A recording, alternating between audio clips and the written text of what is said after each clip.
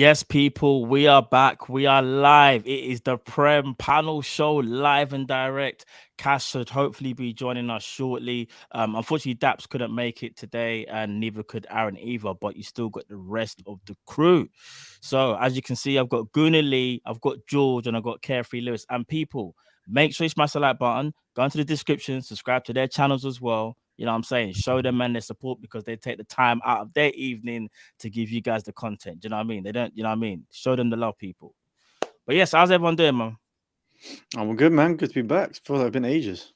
Yeah, I feel like you kind of. I feel like George planned this perfectly. I can't even lie, bro.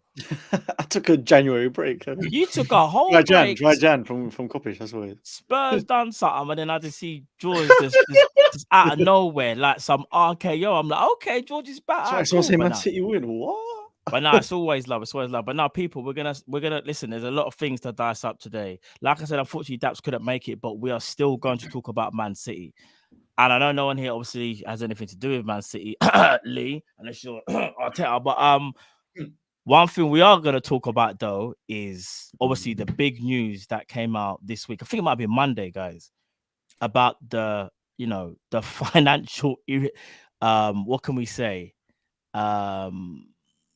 I don't want to say doping, but I'll just say allegations against Man City. And apparently they have been cheating. They've been cooking the books reportedly. And I'm just going to use the word reportedly because nothing has been set in stone. Nothing has been done just yet. It's going to be a mad court case. But Lee, I'll go to you first, yeah? All jokes aside. When you first saw this, yeah, what was your first thought? Was you like, I'm not surprised, or was you still kind of surprised at the same time because you looked at the breach and apparently it's over 100 breaches and it's been over many, many years, bro? What was your thoughts when you first saw it? Honestly, I was just thinking to myself. Firstly, before anything, I just want to say prayers up to obviously Turkey and is it what's the other place? Lebanon, Syria. Yeah, Syria is one of them. Yeah, no, definitely, bro. Yeah. Prayers. No, I appreciate that. Yeah, listen, when the whole situation came out, I honestly was just thinking to myself, 100 of them, that's a lot of stuff. Like, that's a lot of stuff to be kind of accused of. And ultimately, look, I'm not really gonna go to the whole do I believe it or not, but I just think if it's 100 things, it's quite difficult to, get away from that. And when you're seeing these leaked emails, when you're seeing that they've already sort of bust case from someone like from Cass before, all of these other things, it was a little bit like, hey, look, there's no smoke without fire. I saw that there was one crazy one where apparently the grass was too long. So yeah, it doesn't really look good for them. And ultimately, look, like if there's been cheating, then yeah, throw the book at them, man, because they've taken a cup away from Arsenal. They've taken 3 leagues away from Man United. They've taken 3 leagues away from Liverpool. That you lost out league as Liverpool final for one point twice. That is clearly cheating. 2009, when they were starting taking all Arsenal's players, they were proving to, have these big squads, and they were taking players from Arsenal, which doesn't seem to be like right. Like how is this small club from the east or say north of England now taking away players from big time Arsenal? So it didn't really make sense. But ultimately, look, like there's a lot of charges, and I'm sure everyone's going to have their piece on it. But I'm not going to say too much on it right now. No, I hear that. Welcome to the show, Cass. Love as always, brother. I'll go to you next actually, because obviously you're their fierce neighbors, their rivals, bro. When you saw the allegations, straight cheaters, bro. No questions asked. Right. All right. Well, what I was gonna say is, I'm waffling. I'm waffling. I don't know, bro. You know what it is? I don't want to see anything but allegedly, because we're in England. I'm not trying to get arrested, just in case someone decides to PC whatever his name is, decides to come up in the stream and say. So we use the word allegation. Of course, reportedly and allegations, but that's why I want to ask you. When you first saw it, was your first thought of like, I knew it? Yeah, no, but was you just like, I knew it, or was you like, do you know what? I'm still kind of surprised because apparently they've been building up this case for 4 years, bro, which means they've been doing their due diligence as well. So how did you feel about it, being like their nearest rival? I was giddy. I can't lie, bro. I made a video straight away. I was sipping a cup of tea with the allegations all coming up, popping left, right, and on my camera. Go check my short out. Why not? I was literally, Bro, look, someone ratted for him. Cancelo, there's a reason why he probably had the get go and the getaway, you know. Probably Arteta thought, yeah, let me just collab with, you know, my man and get things on the ball. But I don't know, man. You know what it is for the club, if they are and ways, I never thought I knew it. I didn't even think of it. You know what? I don't actually care. But if the club goes down, I'm gonna laugh. But I do feel for the fans, bro, because they don't deserve it, innit? Of course, You get what I'm saying? It's like, bro, it's like it's one of your passions or something. I wouldn't wish that even on Liverpool fans, you know. Like football's football, innit? And if your club's getting destroyed because of a dickhead owners decide to do this, that, or whatever, allegedly, then you're thinking like, bro, you're ripping someone's passion, innit? And that's the hardest part. But that what it does mean though, all the plastics can go and support Arsenal again. You know what I mean? They're not going to stick by League Two or even in National League if it is to happen. So for me, I don't know what to really say in it. I really don't know. Like until I need to. I don't know how long it's going to take, and that's what I want to know. How long is it going to take? Because I think you said it, Lee. Innit? Lee said it, bro. 105, 111, 115. What? How many charges? 115. 115 charges, bro. Brother, surely Man City, them lot were clued up enough to find loopholes that they just didn't know back then. Just like Chelsea found loopholes and just made it public, right? Surely, like they all these charges are gonna be like, okay, this is a loophole, this is a loophole. Da, da, da. It was just not known back then, but there's no way we can get charged for it. I'm pretty sure that I don't think a club like Man City are gonna allow that to really be found out. Like too tough, not 115. Come on, man, that's excessive. This is why it's going to take so long, though, because they're going to have to go through every single one, and they'll fight every single one for as long as they can, just to stop anything from happening. They sound very assured of themselves in their statement too. I don't know if you guys saw it. Give me a second. Yeah, I saw. Yeah, no, that's cool. Yeah, you made a good point actually, Liz. I'll wait for your camera to hopefully come back on, bro. But you're right, because their kind of statement was kind of bullish. They were like, "Oh, we're kind of surprised at this, but we are fully confident in what we have done." And you know what the thing is as well, yeah. Listen, obviously, with every incident, there's always two sides to a story. However, it is kind of hard to ignore that so many breaches. We're not talking like one or two, because one or two you can even five, because you can always look at that and go, there maybe some indiscretions there, or whatever. But over 100 breaches. Let's be real as well. The same. I know it's completely different, but you see, like the Ivan Toney thing. With the whole betting, the scat. Well, I'll say allegedly because nothing's done yet, innit? It's not official, nothing's still happening. He's still playing football. But you look at how can there be so many, and for so many to be wrong? Like, even if there's out of the 100, there's 20, that's still 20. That still means you've done something wrong. It doesn't matter about how many, it's a fact of if you have. I think the councillors kind of just say to everybody, "Raw, they've been allegedly doing this for a while." And I was going to say to you, right? Like, go on, it's actually because ultimately, over the last 4 years, you have been their closest rivals, and you're the ones your club's going to be the one that's going to be probably most aggrieved by it, because ultimately you've lost out on titles quite recently, innit? So I think that's another thing which is going to be quite annoying. And I do feel for Liverpool fans, because if they have cheated, that advantage, like even the fact that Mane gone, and Man United then. No, I'm talking about the last 4 years. No, but if you can feel that, then what about Man United when we like? No, I know what Cass is saying. He's saying go further back because I don't really care. Goes further back. I don't care. I'm talking about last years. What about Tottenham and their League Cup final? Like, do they not deserve? Wait, Cass, let him land. I don't care about that. I don't care. Go on, Lee. What you saying? Yeah. I'm joking. But no, like honestly, I do feel sorry for Liverpool. I do, because to lose out on the title by 1 point is so crazy. Twice, 2 occasions, 2 points is it's a madness. But listen, man, there's a certain other person in this panel who's quiet, and he seems to not care because I think that they might be coming for him next. The boogeyman's coming. Wait. Funny you said it, because I was.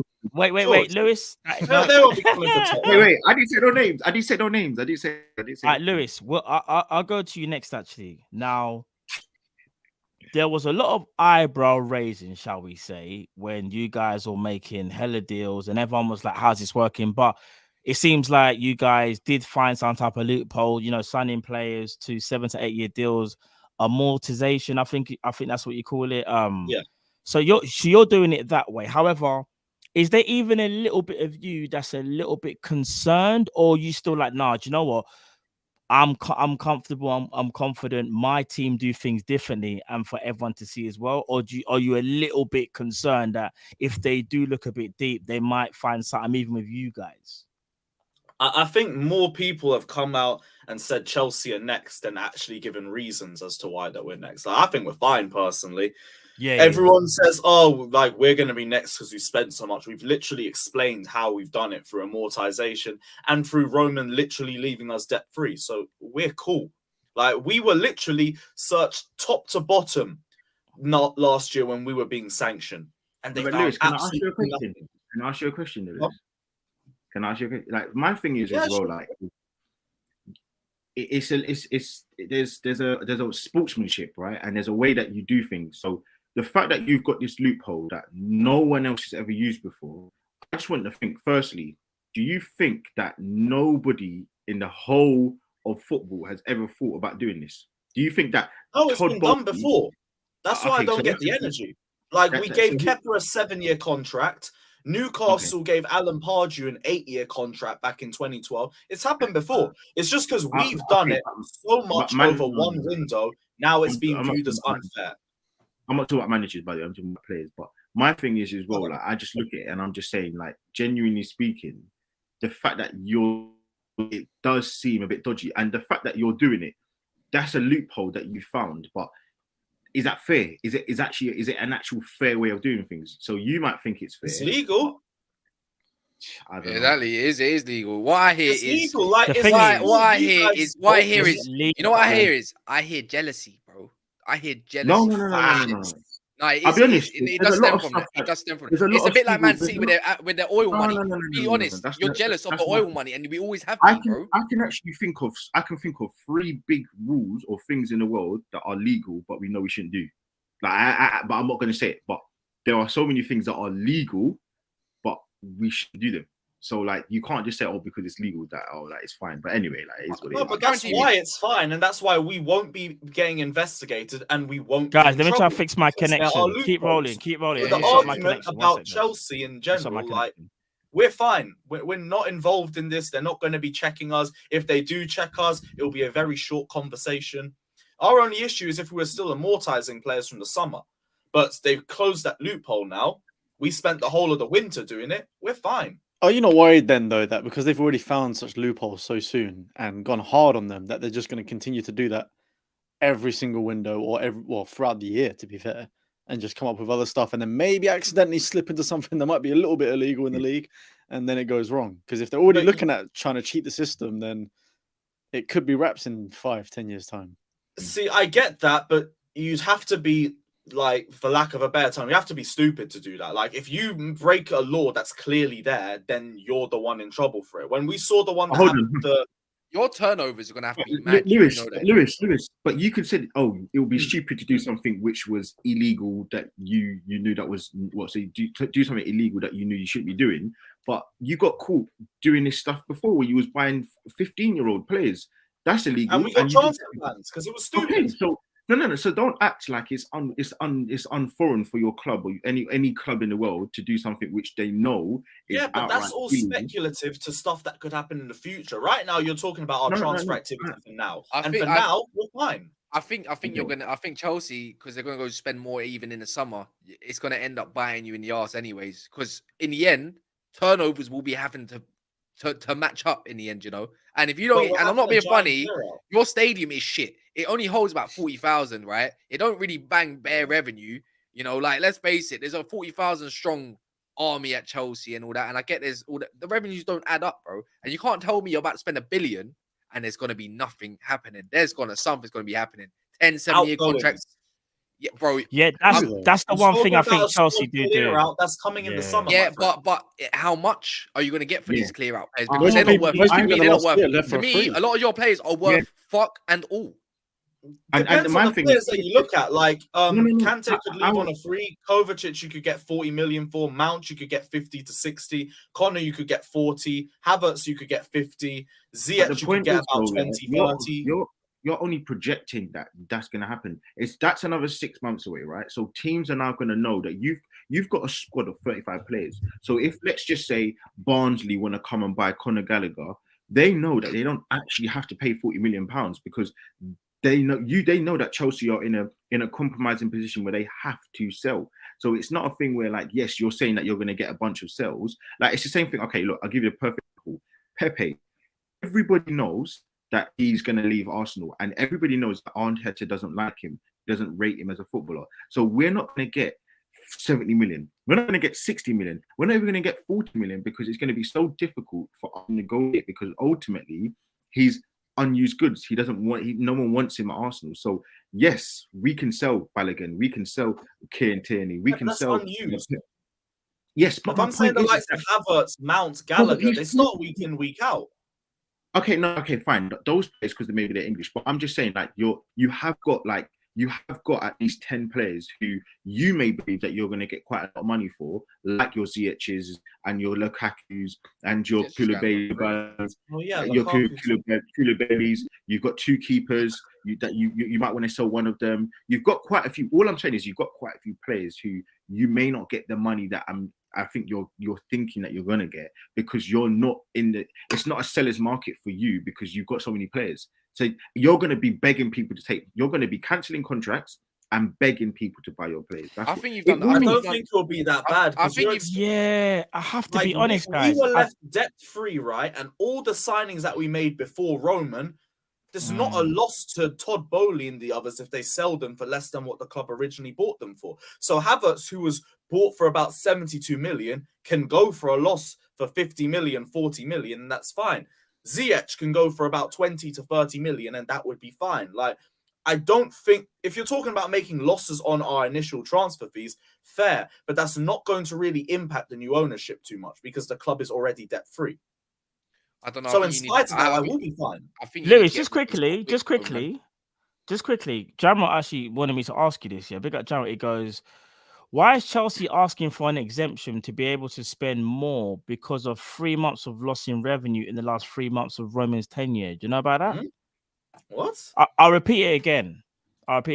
So this is what Jamrot said.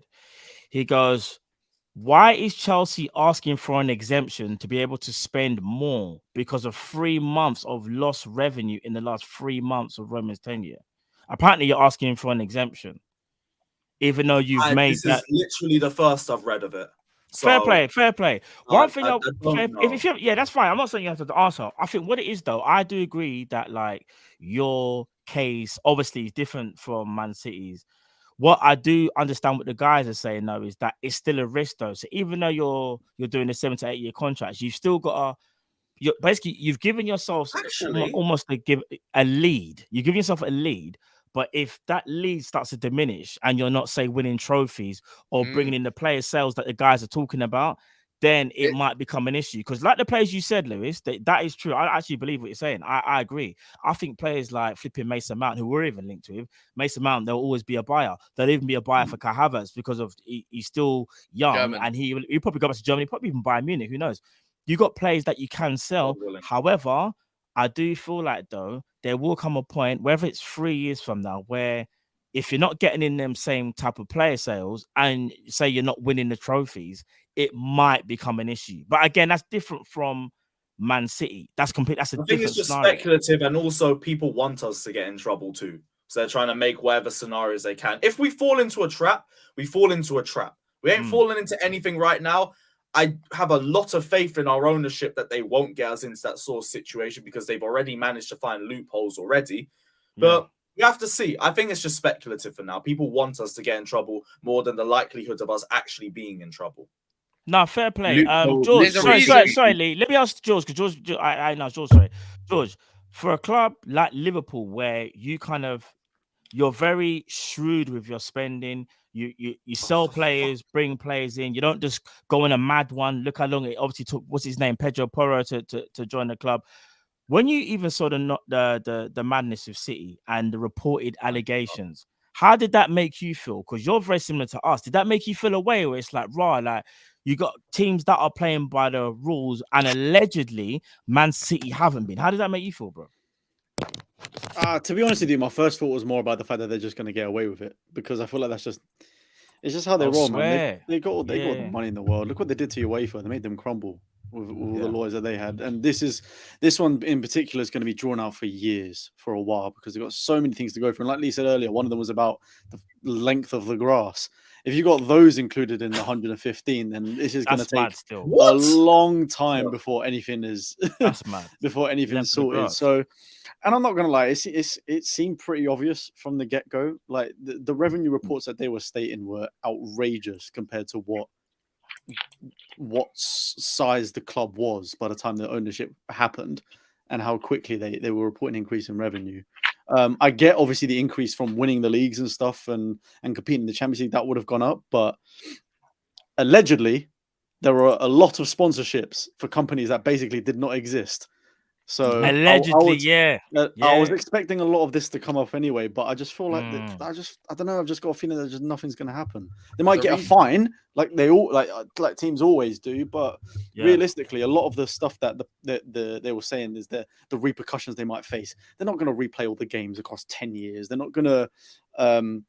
All right, they might deduct points in a season in like 3 years. They're not going to relegate them.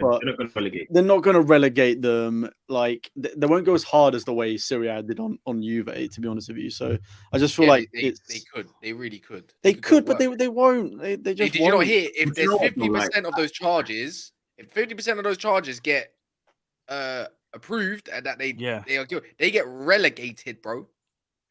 My thing is, and then they'll come straight back up the next year. No. Relegated and out of the football league structure. Oh, you mean out of? Yes, they don't. They already said Championship League 1 and 2 do not have to accept them whatsoever. My thing is, for the money. As football fans, I don't really think that we are going to have too much of a. We should have too much of a say of what happens with the sanctions stuff. My thing is probably more so with the fans. I think it's quite annoying if the fans, you get some fans who would be like, just close their eyes to it and like still want the owners in, still back their owners. It's not like have any kind of like morals about it. Like ultimately, if you cheated and you've cheated and you're still like, you think about it, right? Saturday, Arsenal play Brentford. There's a certain player who has allegations against him for betting.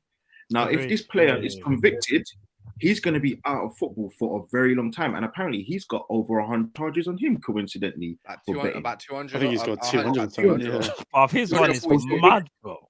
If he is, even if he, as Kaz just so rightly said, let's just say that he gets 50 of these cases, these alleged betting things against him, he's going to be done for a very, very long time. Like if Trippier got 12 games, Trippier got done for less, he got for 12, and he got like whatever he did for this, then I'm not too sure how you can kind of like be soft. As someone said, as soft as ice cream, like that is what the Premier League are going to be. But I just think the fans need to, really kind of get some morals. It's annoying if Man City fans sit there and act like, it's annoying. But if they get FFP'd and then transfer ban, then you can or whatever like that, and it's just FFP. What you finish also ask for their owners to go. Yeah, why not? What do you mean? The Roman era. What about Chelsea fans? And they got FFP'd and all that kind of stuff. They didn't want them to go. No, so why is it Man City fans that they should have them to go? It's not just that. It's. I think there's like levels. Like you can do the FFP is one thing, right? Which some people agree with, some people don't agree with. As a lower level team, most people don't agree with FFP because it restricts you. I disagree. I disagree. Like if it was my team and I had them owners and everything, I look away from football. It's what they've done for people in general and of Manchester, surrounding areas, and what good they've also done. Yeah, if they did cook the books a little bit and they do get FFP, bro, that's a punishment correctly. But it's not just by the laws. Bro, here's the thing. It's just quickly, I said if it's just I just said if it's just the FFP though. If it's just FFP where they get a transfer ban, I'm not talking about they done 50% charges and get relegated. I'm not talking about that. I'm talking if it is just a thing where they've got overspent and done this and they ain't done the transfer policies right. Then why would you want your owners to go if it's the same thing that Chelsea have done, the same thing that Juventus have done? Who else has been FFP'd over the years? I don't know, man. I hear what you're saying. PSG Netflix on like all of these players from Juventus, these managing directors and stuff have gone. all the managing directors But have the now owners left. haven't. Yeah, but the Yeah, they owners did. They haven't. did. gone. No, the are gone. owners. Yeah, the owners are Juve. If I'm not mistaken, a lot of the big people left. There's only like one of the main shareholders that stayed. All the others are kind of like different kind of. They're gone. Yeah, they're gone. They kind of left. What I was gonna say though is this to all of you, yeah, is that to have this many breaches and for the Premier League to spend an alleged 4 years building up this case, if Man City were to get cleared of it all, I can't lie, that is the biggest mockery of the Premier League. Because how can the Premier League spend all this time and say they've done all this stuff and then Man City were able to walk through without anything? Because I do find that kind of mad. Because again, we're not talking 4 or 5 charges. We're talking over 100 charges. And I can't lie. What does that make the Premier League? The person said it in the comments. That's like soft like ice cream. And that's when it will be all out just chaos. Because if Man City allegedly have done what they've done and they're able to get away scot-free, that is crazy. One thing I'm about though, no, I agree. One thing I'm about though, and this is just me being real, like just on a human level. If someone has done something wrong, I always want it to come to light. So if Man City haven't done anything wrong, then cool, let that come to light. But if they have, I'm sorry, they've got to get a real tough punishment here. Because if they have allegedly cheated, I can't lie to you, it just makes the game feel sour. Like it actually does. Even going back to your one, Cass, the Man United one, what was it, 11-12 or whenever it was? That makes it just makes it sour. It makes us fans just that not take away who you support, just football in general. It just makes it sour, innit? That a team can go and do whatever they like, and then let's say that they get away with it. Like I think that's crazy for me. That's crazy. I hear you, I hear you, but you know what it is for me? Regardless, it is sour, but I wouldn't take away their trophies and that. Not for me, man. Because you know what it is? It's not the players' fault. For me, it's not the players' fault. They won it. The players, by the way, won it fair and square, bro. Do you know what I mean? Some of them moments live with some people. No, but some of them players might not have been there, Cass, if they weren't able to generate. This is where it becomes no, I get it, but they were there. They were on that pitch, and we didn't do enough to get over that line. I get it. No, I hear that. I wouldn't want a pity trophy at all, bro. Not me. No. See me. I'm gonna be honest. I'm just making null and void. You see me? No. See. This is where I disagree. You see, if you make it null and void, yeah, I feel like you're discrediting the teams that were doing things the right way. So that means all the teams that were doing things the proper way have therefore that season don't count because one team has decided to go a bad route, allegedly. I can't. That won't slide with me. And you know what? Just quickly as well. Imagine. I know it's different because it's individual sport, but imagine, like I'll say it again. Say it's the Olympics, like. So what if someone does something wrong and they cheat and they're found to be doping? They take away the medal and you give it to the person that came in second because that person trained for however long, how many months, and they done their graft. And what's that? Sorry, I just think that's just like, as a football fan, you don't want someone sloppy seconds like as no, but let me ask you this: how is it sloppy? You're missing the point. How is it sloppy seconds? If all right, Lee, let me give you an example. No, I hear what you're saying. Say we had a bench press competition, yeah. But say like I beat you and we found out that I was doping, yeah. Even though the man in you might be like, I don't care, he can have it, he cheated, yeah. But realistically, what would happen is they would give you the first place because I was cheating, bro. You can't do that. Cheating is just cheating, isn't it? I think it's more of a thing where take it away from them, but don't give it to somebody else. Like, so but then then you're also discrediting the people that try so hard. Maybe because I'm not emotional, but maybe because it's my team that was so close to winning. I'm a little bit skewed. I'll be honest, maybe I'm a bit skewed. But like you gotta think, bro. You see Liverpool, even Man United to a certain degree. We would have the same amount of trophies. If it is to be done, we would have the exact same amount of trophies you should have won, and I should have won. I agree, Lee. I don't want someone sloppy second. Because the team that got bought still won that team. I was meant to be a powerhouse of a club. My powerhouse club should be able to mantle any super team that gets put together. So that's the way. That's the way my mentality is. I don't. I hear that. Because but it wasn't their trophy because they didn't win it fairly though. You get what I'm trying to say? With the Juve one, they gave it to Inter because it was settled within the same year, if I'm not mistaken. Okay. But because this might be set for another couple of years, and then we're also talking about league titles from 10 years ago. For me, it's not the players' fault, man. It's not the players' fault. It's the board's fault, not the players. No, you're right. It's not the players' fault. You're right. It's not their fault. If they are at fault, though, it's a different conversation. If they knew about it and the manager knew about it, then I'm like, give me my damn trophy. See, that's the thing that I don't think we'll ever know. You know, an asterisk. I don't think it's a thing where, like, even if people are like asking, you know, if it was Arsenal in the same predicament, I would genuinely say, hand on my heart, because I've said I feel sorry for Liverpool. I genuinely do. Like, more than anybody, I feel sorry for Liverpool because the way they've lost it. And I think in the last 4 years, it's been very clear that there's been some sort of ambiguity with the way that Man City have been operating. I think it's so obvious how they've basically, you know, they're alleged cheating. I think that's quite obvious in the last 4 or 5 years. So I feel very sorry for Liverpool. I truly, and maybe Liverpool, you may feel a bit different. But for me, if it was me, I wouldn't want the trophy, but I would want it to be stripped away from Man City because, you know, everybody, all the Man City fans have been saying, everybody said, you know, ultimately it doesn't matter because I've lived it, and all the memories are there. So it's pointless. It's all you do. I know what you mean. I know what you mean. And I wouldn't want to take. Yeah, you can't Matt as well, though. I wouldn't want to bring. I wouldn't on a human element. As just a human being, bro, take football out. I mean, take the football politics and everything. I wouldn't want to take that away from as in their fans, bro. Like, it's not their fault. Again, it's not the fans' fault. Yeah, they hyped up about it, and it might have been the cheating scandal. I wouldn't want to take it away from their fans, from their emotions. Some of them have got mad memories, bro. And one of them, obviously, I know he told me one of them, which he's going to hold dear to his heart, bro. And he's on this show all the time. And when he told you, it's mad, bro. When you think of it in the human element, you take away that emotion, bro. That might actually put them in 1 or 1,000 of them into depression, bro. Like, because of what? Let them keep them. We'll go fight for some more next year, this year, the year after that. Bun it. Don't care. And I wouldn't want that on Liverpool fans either. Arsenal, Chelsea, because you man have lived that, bro. And I wouldn't want to take that. That's like VAR, bro. Reliving that for the first time. Sorry, VAR. 2 years back, you ain't having that no more, mate. I understand what you're saying. I'm not even saying fans, it wouldn't matter because they don't win nothing. It's just that when you think from a Liverpool perspective, like, you know, let's say you got given like 2 free titles because of that. It'd be like, great. So the only titles you've seen is 1 from COVID and 3 were handed to us 5 years after the fact. I hear it doesn't hit the same. No, I hear that. Do you know what it is? You're right, Lewis. But do you know the one thing that here's the thing? It's about fair game, innit? It's fair game. And do you know what it is as well? When the football season starts, it doesn't just start from the first day. It starts from pre-season.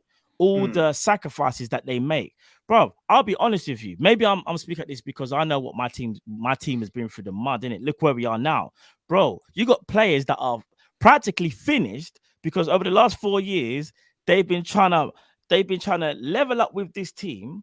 Who, again, it's not the players' fault, but some of them players probably aren't, or allegedly aren't even supposed to be there. That's the bit that I struggle with. So you see certain players that are there now. They might have been supposed to be there. So it's like, so them man are training their asses off against a team players that shouldn't really be there. And then they've lost out on a team that's done a madness. Like, I don't know. But again, listen, people will move on. I said about take players away from Arsenal. All those years ago, they took Clichy, Sagna, Adebayo. They shouldn't, in theory, have got those players. And they've obviously cheated to do that. But I think my last point I'm going to say is, and again, people are going to say that I'm sympathizing or whatever. I do feel sorry for someone like Klopp because right now he's going through hell and back with this crap board or whatever it is that people don't like, FSG or whatever. And if he had those 2 other trophies, those 2 other Premier Leagues, would change so much because he would have won 3 Premier Leagues instead of winning only 1. So right now, this poor season that you're having, a lot more of an understanding from your fan base to say, look, it's been 1 bad season. And you've won, you would have won 4 in a row? Oh, well done. Yeah, 4 in a row, right? You would have won 4 in a row. 3 in a row. No, because you've lost out on 3 trophies, no? Oh, yeah. So we lost 18, 19. Then we lost 2020 and last year. It'd be 3 trophies. It would be 3 trophies. Okay, 3 trophies. You would have had 3 trophies, right? In a row. Yeah, that's what I was saying. You would have had 3 in a row, right? It would be in a row then, yeah. You would have in a row, you're right, though. Yeah, so if you had 3 in a row, that would change the optic of Klopp so much. So it would have been 3 in a row. Oh no! Jordan, on a Solskjaer will have 1. Jose Mourinho would have one, and Thingy would have had an extra one too. So listen, imagine giving Ole Gunnar Solskjaer a Premier League trophy. Because it would have been 18-19, it would have been 19-20, and then it would have been 20-21. Yeah, 3 in a row. Yeah, he would have had 3 in a row. That's what I'm saying. I feel sorry for Klopp because now he's going through this all-match season where he's Klopp out fans because they're trying to say, well, he's not won enough. Even though he's won 7 trophies in 7 years, they're saying that it's actually not enough because you have this world-class team, right? So if he had 10 trophies, 3 Premier Leagues, 1 Champions League, and then all the other little trophies that you picked up, the optics change so much because this can be. He could have 5 seasons of like having a poor season and no one would really win him up because he's done so much. So I think that's why I feel sorry for him as well. I can't allow that. I forgot about that one. Yeah, you know what the element don't make sense then? Because all right, cool. This may sound mad, but targets that let's say it is done. Let's say allegedly they are caught cheating. A lot of these players wouldn't be there, right? So a lot of these other targets would have went to other clubs in the Premier League, like Bernardo Silva. We was heavily linked with him, and Mahrez. Both of them, by the way.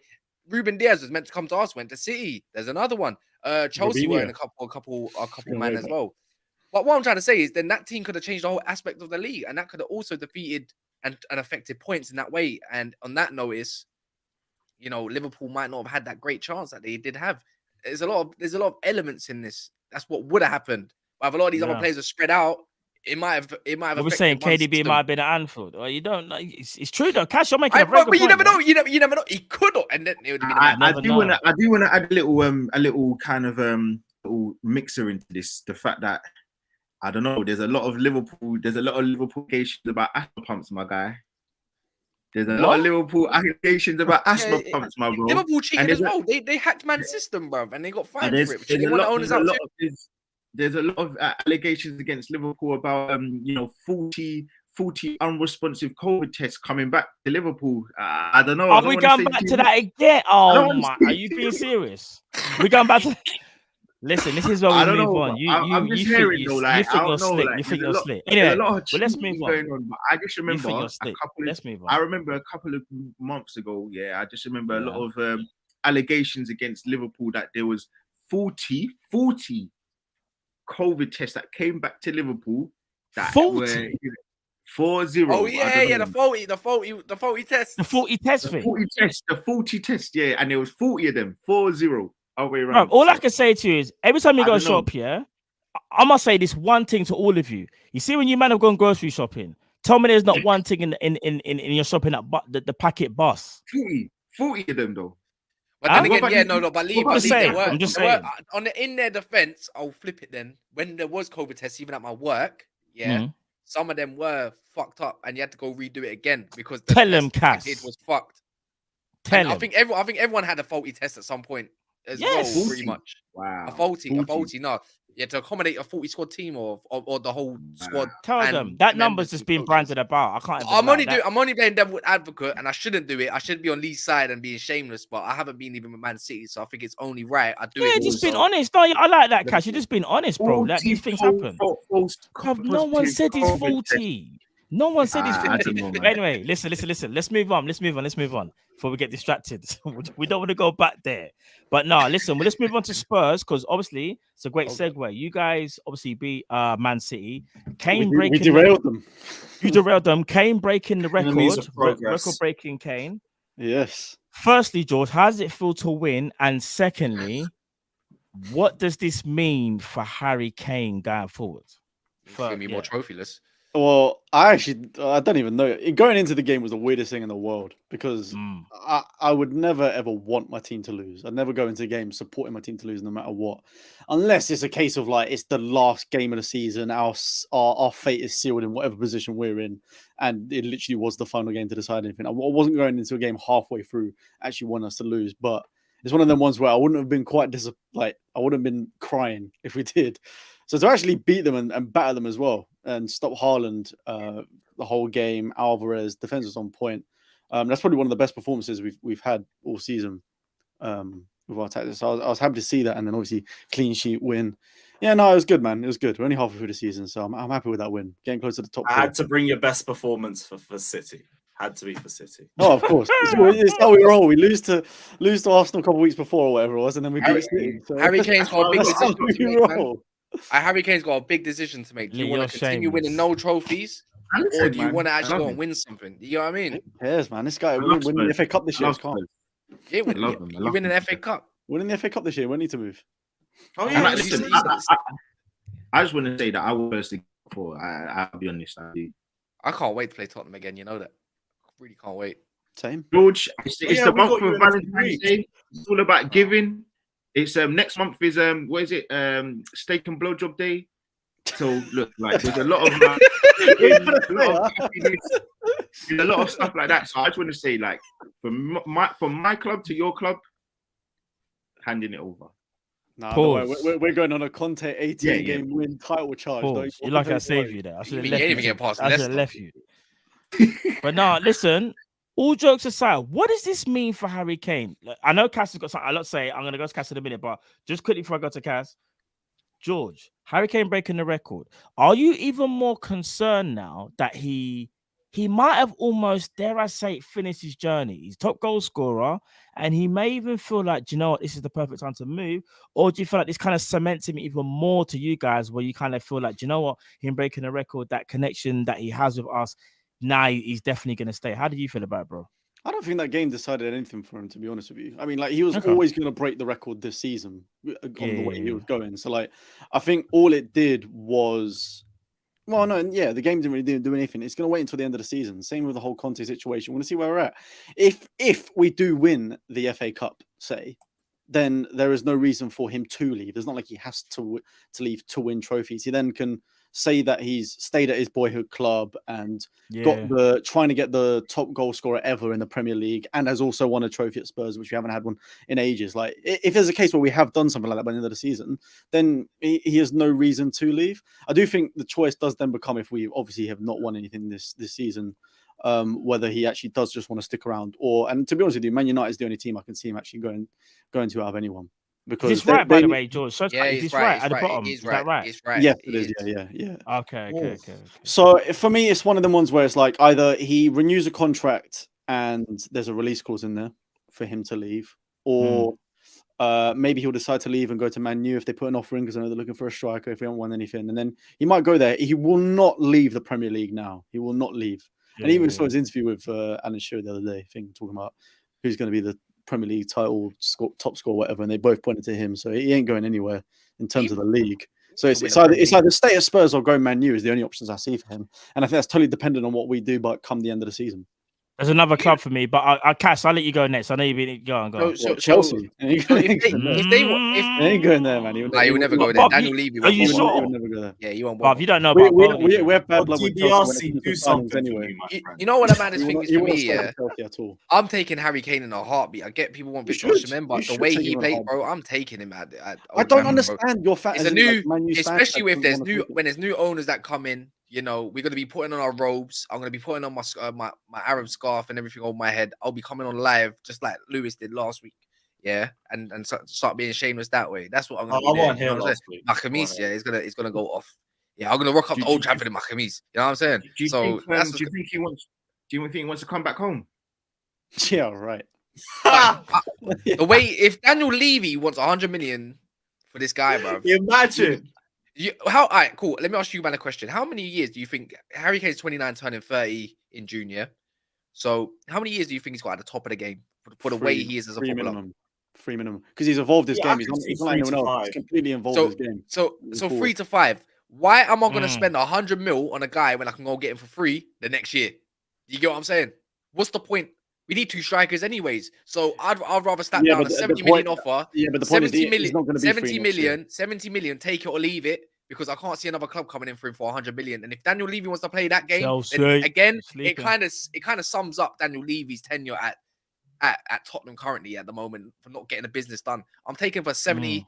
That's it for me personally. Take it or leave it, or we go get somebody else, and you can come to us next year for free, or fuck off to Bayern Munich, or you can rot at Tottenham and win shit. He doesn't have to travel anywhere. Let it run down. Let it run down. This is what I mean. Man U will overpay for anything anyway. They'll spend 100 mil this year on him if they want him. If that runs down, we'll offer him everything, and he won't even have to move.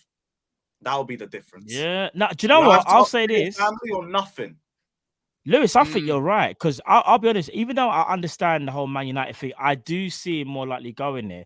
I can see Liverpool going in for him as well. No. I see Chelsea. You see Bowley making a statement. No, the following season. If it's the following season, man, following season, when you've got all your stuff together, new owners, this and the other, following season, the sickest. Don't get this. This is what I'm saying, bro. The false nine. If Jurgen Klopp's there, he wants his false nine, clinical striker. Don't need to be the quickest. Everyone on the wing. You got your Diaz, and you got, I don't know, maybe Salah might be moved, or he might still be there. Bro, who do you want on the end of them balls that are making them that we used to do just on, but better when he gets a little bit older? You already know Kane will be you know the worst part is put runners around Kane in midfield, yeah, legs, midfield runners, just like the way Jurgen Klopp's done. You've got an even more dangerous Kane. I'm telling you now, he doesn't leave in the summer. He is signing a new contract regardless. You think? I know George has got a little bit inside information still, so I can't really go. If he doesn't win a trophy. 1,000% he will not leave for free next summer. He's either going to leave for money this summer, or he's going to sign a new contract which will have a release clause in it, which will be lower than what it is, so that he can move. George, without speaking about your inside sources, because I know you definitely got some, what's your gut feeling? Does he stay next summer, or like basically does he leave at the end of the season? Basically, does he leave? If we don't renew Conte's contract and actually back him, then he will leave this summer. If we're going in on Conte, then he will stay, because he's about the elite managers. Him and a few others were the ones that actually wanted to stick with Mourinho. Well, the players that actually did well and were the elite players in our team at the time wanted to stick by Mourinho, because the top players want to play with the top managers regardless of how they play. And he's made that very vocal in a lot of interviews. He admires the likes of Mourinho, Conte, all these big time managers. So if we're sticking by Conte and actually doing his project properly, then he will have no reason to go, because Conte will convince him that he can create a title winning team. Don't know what title. I watched the space. When Chelsea sat Graham Potter, watched Conte go back to Chelsea with the amount of unlimited funds they were going to give him. Look at the screen. But what I will say, though, I will say, like, hand on my heart, though, like, I'm doing the Harry. And I said I want Tottenham to get top 4 for their favour they did for us. But if he does stay, I genuinely just think that he's an absolute idiot, and he's a clown, because he's going to ruin. He's almost going to go down as a very good player, but he'll never get into that elite bracket. Unfortunately, he won't, because he needs to win. He needs to win. Player that never was. That's what it is going to be, man. It's not. This is people just chatting shit, man. It's not. It's out of the 500 people that have won the Premier League, bro, you can probably list about 30. Like, it's not. This is what. Even if he did break the goal record and won no trophies, who gives a shit? He ain't won a Premier League or a trophy. Alan Shearer's got that. Problem, yeah. You know what it is? You know what it is? All he is. All he is. Harry Kane, just all Harry Kane would be then is all he would be is a all he would be is a glorified. All he would be is a glorified Matt Letizia, bro. Matt Letizia. Nah, don't do that. All he would be is a glorified Matt Letizia. Except Letizier's Umbro and you man and Harry Kane's Reebok. That's the upgrade. That's it. No English. one there you go, ever says Alan Shearer is the one Premier League title with Blackburn. He is written under as everything as the top goal scorer. Everyone pictures Alan Shearer as the top goal scorer in a Newcastle shirt when he won nothing for Newcastle. No one ever remembers him for joining a rich Blackburn that bought a league for 1 year that he won a league in and then moved to his boyhood club. They don't remember him from his Premier League win. Okay, so does that make Kane a better player for going to City, winning the league for 1 year and then coming back to Spurs? No. No, it doesn't. It's the exact same situation with what Shearer had. No, what I will say is, like, and again, you're going to take it as like I'm bantering. I'm actually not. But I do think, though, like, your optic of not having to win something is because you support Tottenham. If you supported Chelsea, if you supported Liverpool or Arsenal or Man United, I think that you would think a bit differently. So the whole point when you're saying, like, oh, does it change this or that because he hasn't, or if he does win something, I just look at it and I say, well, every other fan at a club is to get into that elite bracket as a person, as a footballer, and to to change your story. Now you think about it, right? Let's just take yesterday. For me, the goal of basketball, LeBron James, he's got the scoring title. He's got 38,000 points. Now, if he never won any championships, but he's the top, he's got the most points in the NBA. He would go down as an absolute goat. But would you look at him the same way if he didn't? If there were so many times where, and I can list the amount of times in the semi-final where Kane's come up short in finals where, okay, fine, not talking about the Champions League because he was injured, but talking about the, there's been finals where he's not come up clutch. I can talk about the fact for England when they've had pretty good teams and he's fluffed these lines.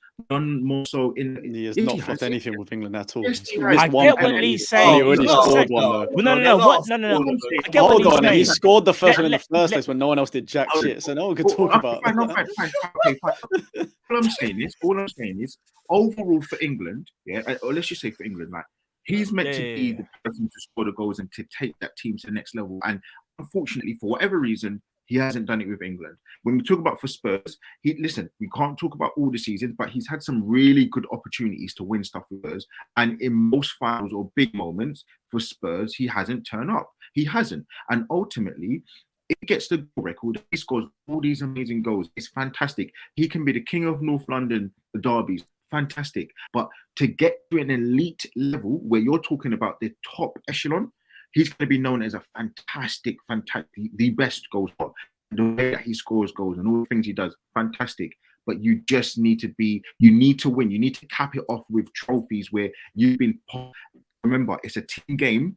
The idea is to win as a team, which he wouldn't have done. So, like, we can't just negate that. Like, we can't just talk about, because it's Spurs and he's not expected to, because he's been in really good teams where they have had to win and he would have done it. So I just think personally, and it's not even a shot at you at all, I just think because you support Spurs, your angle is different to it than all the other panelists here, because you don't see it as like, you really want a trophy, but it's not like, you don't really know the feeling. And again, I'm not being rude. You won it in 2008. You must have been about 15. You don't really know about winning. You don't know about glory days. You don't know about it. So it's different. Your mindset's a bit different. Do you know what I mean? And I'm not even mocking it. I'm actually just trying to be honest and say, you maybe see it in different optics to everyone else. So like even Lewis is like, Arsenal, Lewis always says to me, Arsenal can't be bigger than Chelsea because we've not won the Champions League. So he's got a great point. And I've not won the Champions League, so I can't argue with him, but he's got a clear point on that. You can't argue with me because you don't win. So you're never going to be able to. No. As a Chelsea fan, I think that you've got a strong point. I don't agree with it, but I can understand. Whereas I don't think Spurs fans really get the point where you need to win. You can't stay at Tottenham and just be that boy. You're being a whipping boy for all the other teams, beating the big teams. And yeah, he's been clutching the big games against some of the Man Uniteds, Arsenals. He's scored against Chelsea, Liverpool, away, scored a penalty in the last minute, whatever. But you can't sit there and say that he doesn't need to win for him to be put into another bracket, because you think about it, right? And I just want you to all think about it. I won't say no more. Tell me a world-class elite player who hasn't won anything. There's not one. I'm talking about elite. I'm talking about Harry Kane in the last 10 years has to be known with Aguero as probably the striker in the league. Like 5, 6, 7 years. Who just tell me one player hasn't won just one trophy. You think about Totti, he's won it internationally. He's won with Roma. You can't put him in the same bracket. You think about Diego Milito. You think about Etu. You think about all these big Michael Owen. Everybody. You're making a very good point. The deepest thing. No one in the comments has given an answer either. I do agree with a lot of what you said, and of course the way I see things would be completely different to you guys. But then also I do just feel like modern day fandom is completely different. Like there is such like a much bigger emphasis on trophies for players than it was even 10, 15 years ago. Yeah, so big, comparing to everything. No, it was like people didn't have. Now let George let him people didn't have the level of conversation that we have day to day, whether it's on Twitter with people about players and trophies, as what we do now. We talk about players more for how they played compared to their trophies, compared to nowadays, is what I'm trying to say. So I do think there is a lot more emphasis on it now than before. I do understand and agree with a lot of your points, but I do also think it shouldn't be. He shouldn't necessarily be put down for wanting to choose to be loyal to the club that he supported since he was since he was a No, kid he as should well. be. He should be. But then also, if he finishes his career winning a trophy for Spurs, then that will mean he did support Spurs. His family if he wins right, something, 100%. If he does it with Spurs, 100%. If he does it with, but this is what I'm saying. If he does it with Spurs, then that means far more than going to City, win a league. Of course, it's like the Gerrard argument. It's the Gerrard argument, you know. I'll be honest. Him going to Bayern Munich makes no sense. Yeah, all right, he might have a better chance at a Champions League, but a Champions League is he better stay in Prem. Much harder to win than knees need to stay in the Prem. Right, hold on. Okay, I want to ask you a question, all of you, right? I just want to ask you a question. Oil, bro. How would you have looked at Henry? How would you have looked at Henry if he won 3 Premier Leagues? I think he won 4 FA Cups, but never won the Champions League. Oh, my Drogba Henry argument would be so much stronger. Can you see now? So my point is, what I'm trying to I hear what you're saying. You got to capitalize. I hear what you're saying. I'm talking about like in the elite. Like people mentioned Matt Letizia when I was giving an example. I'm talking about elite, like in that bracket above everything else. You can't say to me that Harry Kane given the option that he has now, right, to be sold or in a year's time to go for free. Go on a Bosman or whatever it is for January, sign for a one club. If he stays, I'm sorry, but that is absolute mockery. He's an absolute clown because I'm just saying there's no chance of Spurs winning anything because you don't have the money. Chelsea are going to spend more money. Arsenal are only getting better. Man United seem to be being bought out now, so they're going to be spending a lot of money. They can probably spend up to £300-400, £1 million with no remorse. And then you're also going to have the likes of Newcastle that are going to get better. So all I'm saying to you is, if he does look at the optics, I'm only like prophesizing something which I believe is going to be true. If he has the chance to leave and he stays, the probability of him winning a trophy is about 20% with all the teams that will be there. You then look at the fact that he has the chance to leave for free, which he gets more money, he gets more clout, and he gets the prestige of going to any club he decides to go to, and he can win the big trophies. So there's so many factors to go into why I think it's an stupid decision on so many levels for him to stay. But again, ultimately, if he does stay, listen, fine. Like he loves Tottenham. He wants to win something in Tottenham, but it's a very stupid move, in my opinion.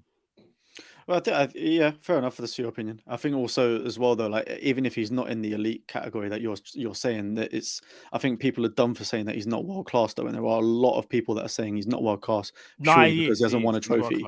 There's a lot of people saying he's not at the world class level because he hasn't won a trophy. And I think that's outrageous. I don't think it would be a case of outrageous claim. Legacy, though, you'd ask questions about. Yeah, but legacy is a whole completely different thing. Legacy, but you could say the legacy player, is fully based around world-class ability. Kane would be still up there for ability. Yeah, it's not even for me. My opinion of if he's doing something, and again, you're going to think that I'm chatting, but my opinion of his legacy would be a great goal scorer, but bottled in the big moments. That would be my thought of him because I think.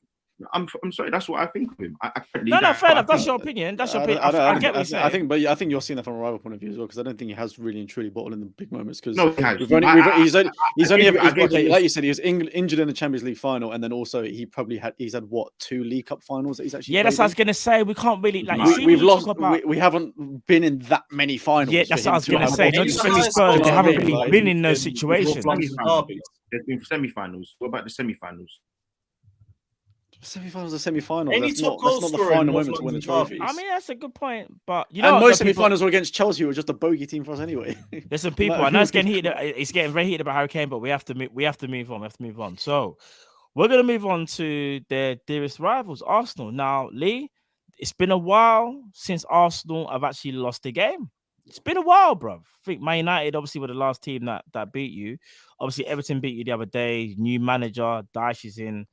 Just firstly, was you surprised at your performance? And secondly, was you surprised that Everton with a new manager was able to beat a team as good as you, high on confidence? Right. So before the game, if anyone even watches my preview or anything like that, you will see that I was very nervous.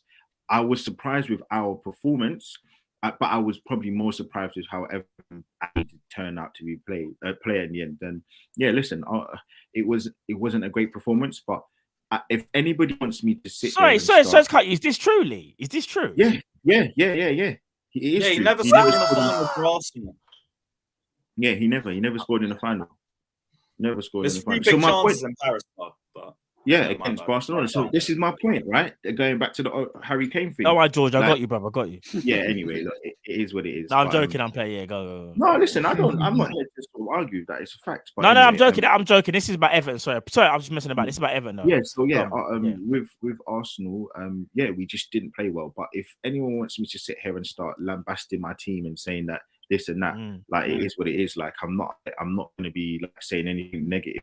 Like, if you're going to sit there and say the last 21 games, we haven't lost a game in the Premier League, and sorry, not 21, sorry, the last like, untold amount of games, we haven't lost a game, and then we lose one game in the Premier League. Everton, in truth, played exceptionally well, and it can happen. Sometimes the team doesn't turn up. I could ask Liverpool fans about that right now. And yeah, ultimately, like, we're still good. We're still in a good position, and I think Onana played excellently well. Doucouré played excellently well, and Gueye played excellently well. And yeah, we move on to the next game. We've got a really, really tough game against Brentford at home, but we should do the business. But yeah, man, I'm really not that kind of worried. People keep thinking, oh, like, yeah, it's going to be the start of a demise. But like every time we lose a game, we go and win the next 4 or 5 games. Why is it now that we've dropped points, that we're now going to go on a 3-4 game on a losing streak? As I said, I'm very confident we're going to win the league, because I just think that ultimately Man City aren't going to go on a 12-13 game unbeaten run. It is not happening. I said this 2 weeks ago. I've said it so many times. It's not going to happen. All right, Joe, before we move on to me and some other guys as well about that, let me quickly tweet out the super chats just quickly. 975 Jamrot says, we have lost 3 titles by 4 points last 10 years. That is very true, Jamrot. I know. Honesty says, question for Cass. Trust in time, Cass. What's your opinion on Man United maybe being banned from the Champions League if they get the same owners as PSG?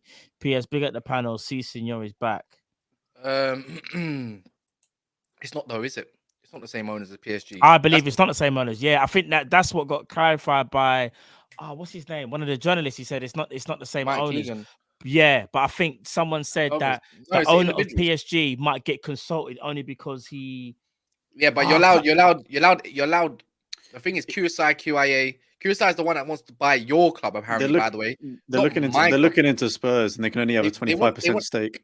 Yeah. So basically, you're allowed to invest in as many clubs as you want, minority stakes, whatever it might be, etc., etc. You're allowed to do that. Like, you can build your e-portfolio, do your thing. Like, but I don't mean you're going to be a direct owner. If you're not, even if they were to buy United, the only way it would work is, they're not allowed to seek direct control of the club to compete. It's literally for revenue. Do you get what I mean?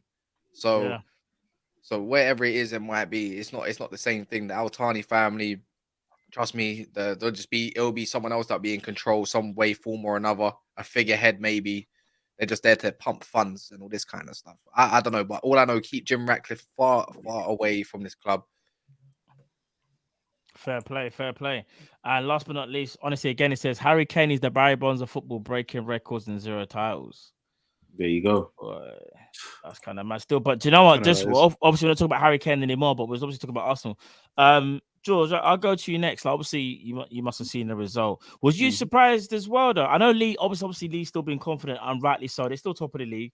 Obviously, you beat Man City, so you kind of done them a favor because it's still 5 points. But was you surprised that Arsenal losing to Everton? And when you think about it, Sean Dyche only got there not too long, so it's hard for him to implement Burnley into Everton, even though he had a Dwight McNeil that was there. And obviously, Arteta did look a bit shaken. Arsenal just didn't look like themselves. Was you surprised or was you not surprised?